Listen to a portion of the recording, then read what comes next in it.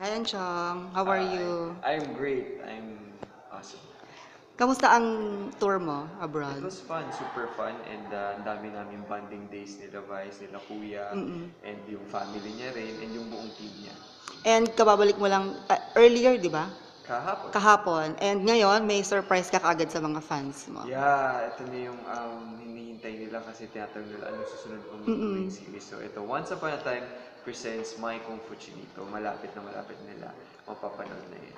May konting story na ba na pwedeng ilabas? Like your character? Yeah, ako dito si Diego Calasiao and magiging very interesting ang pagsasama namin ni Chairman Han na pag-portrayan ni Richard Yap. Mm-mm.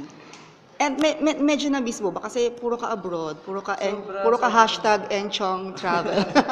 Sobrang ako na-miss kasi syempre parang after like last year sobrang akong focus sa album Mm-mm. and sa movie. Now I'm going back and I'm excited, I'm energized, I'm ready. Yun. Ayun. Well, congrats, Enchong. Sana Thank you. more success sa Once Upon a Time. Thank May you. playdate na ba?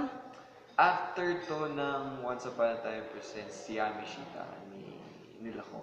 Agad-agad na. Kayo agad. Congrats. Thank you! Yehey.